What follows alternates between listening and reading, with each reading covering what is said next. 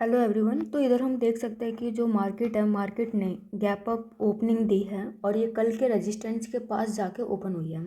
तो आज की स्ट्रैटेजी जो है वो काफ़ी ज़्यादा सिंपल होने वाली है कि अगर मार्केट अपने ही लेवल्स पे थोड़ा सा सस्टेन करके ऊपर की साइड निकलती है, then I will interested in the call side. मैं कॉल साइड में बैठना पसंद करूँगी। लेकिन अगर ये इसको ब्रेक करके नीचे आ जाती है तो मैं यहाँ पे पुट साइड का ट्रेड इनिशिएट करूँगी, जिसमें जो मेरा पहला टारगेट होगा वो कल की क्लोजिंग के बराबर होगा। इट मीन्स कि मेरा first target somewhere around hair होगा। यहाँ तक के टारगेट्स के लिए मैं इसमें वेट करूँगी। सेकंड टारगेट ये भी हो सकता है कि जो कल का लो है उसको भी टेस्ट करने के लिए मार्केट एक बार आए। बट अगर यहाँ से ये ऊपर की तरफ निकलते, क्योंकि गैप अप ओपनिंग है, एक बार को हो सकता है कि ऊपर भी निकले, देन जो मेरे टारगेट होंगे वो 48,160 से लेके 48,253 तक के यहाँ पे होने वाले हैं। तो देखते हैं कि आज का जो दिन है वो हमारा कैसा रहता है। ओके, तो सुबह मैंने क्या डिस्कस किया था कि मार्केट अगर इधर से निकलती है तो मैं कॉल साइड में इंटरेस्टेड हूँ, एंड अगर वो दोबारा से इसी रेंज में आ जाती है तो मैं पुट साइड में इंटरेस्टेड हूँ। कॉल साइड में मेरे टारगेट्स ऊपर के थे, एंड पुट साइड में जो फर्स्ट टारगेट था वो मेरा ये था कल की क्लोजिंग के पास। एंड सेकंड टारगेट के लिए मैंने ये बोला था कि हो सकता है कि जो मार्केट है वो अपना लो टेस्ट करने के लिए यहाँ तक आए। तो यहाँ पे आप देख सकते हो कि मार्केट ने अपने दोनों ही टारगेट दिए हैं।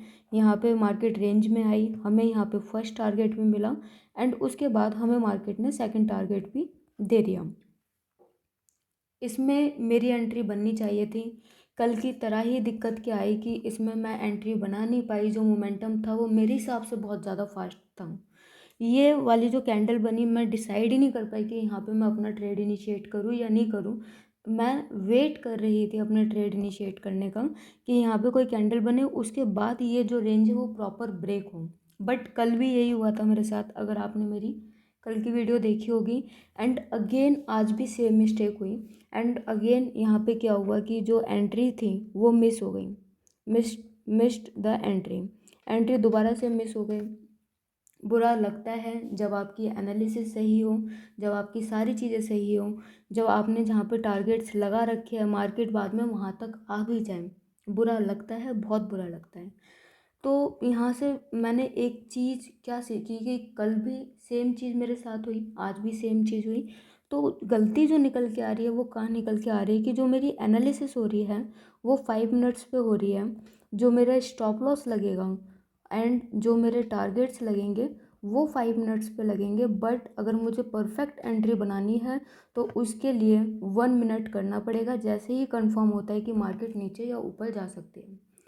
जैसे ही ये कंफर्म हो गया था कि मार्केट अब नीचे जा सकती है, मुझे अपने चार्ट को 1 मिनट पे शिफ्ट कर लेना चाहिए था, ताकि वहाँ पे जो मेरी एंट्री है वो प्रॉपर हो सके। बट मैं 5 मिनट्स पे ही वेट करती रही, इसलिए मुझसे दोबारा से ये एंट्री मिस हो गई। एंड एक बार एंट्री अगर मिस हो जाए आपका मूड होता है ख़राब, नो डाउट। उसके बाद कल जो मैंने गलती की थी कि फोमो के चलते मैंने एंट्री कर ली थी, फोमो में आके मैंने एंट्री कर ली थी, एंड जिसका मुझे लॉस फेस करना पड़ा वो मुझे आज नहीं करना था। मैंने कोई एंट्री उसके बाद नहीं बनाई यहाँ पे। आज किसी भी तरह का मेरा ट्रेड नहीं रहा।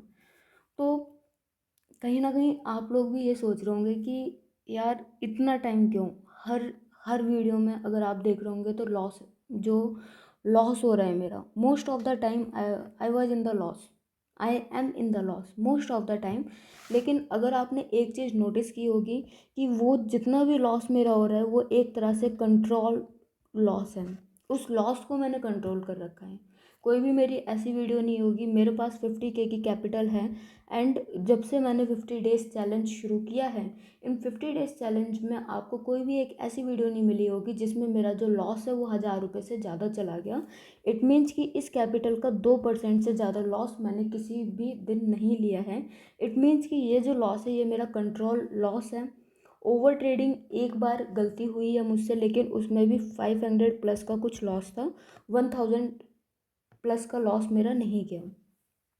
तो this is the process we have to follow in the trading.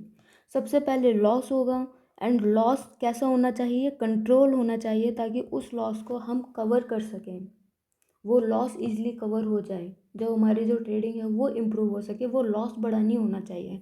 Loss से आप फिर ब्रेक इवन पे आओगे एंड ब्रेक इवन से फिर प्रॉफिट में आ जाओगे। तो अभी मैं लर्निंग प्रोसेस में हूँ। लॉस होगा नो डाउट, मुझे कोई दिक्कत नहीं है, I accept this fact. But ये जो लॉस है ये मेरा कंट्रोल लॉस है। जो ओवर ट्रेडिंग है, मैं ओवर ट्रेडिंग से बचना चाहती हूँ। अभी जो मेरा मेन फोकस है कि मुझसे ओवर ट्रेडिंग ना हो, मैं अपने सेटअप पे काम करूँ। लेकिन यहाँ वही गलती आ रही है कि कई बार मोमेंटम इतना फास्ट आ रहा है कि मुझसे मिस हो जा रही है वो एंट्री। सो अगर किसी को लगता है कि जो ट्रेडिंग है वो काफ़ी ज़्यादा इजी है, या जो बाकी की जो चीज़ें हैं वो बहुत ज़्यादा इजी हैं, so guys, trading is not easy. क्योंकि इसमें आप खुद से फाइट कर रहे हो। किसी भी प्रोफेशन में आप उसे सीखते हो, आपको पे किया जाता है, बट ट्रेडिंग में इजी मनी है, बट ट्रेडिंग इजी नहीं है। क्यों? क्योंकि आप किससे फाइट कर रहे हो?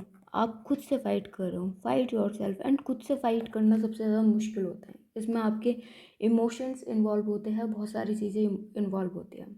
अब क्योंकि ये जो एंट्री है ये मिस हुई मेरी, एंड उसके बाद मैंने देखा कि मार्केट ने अपने टारगेट भी दिए हैं, तो कहीं ना कहीं मैं इमोशनल हूँ इस टाइम पे। लेकिन मुझे एक चीज़ पता है कि मुझे यहाँ पे फोमो के चलते एंट्री नहीं लेनी, मुझे इमोशनल होकर चीज़ें नहीं करनी।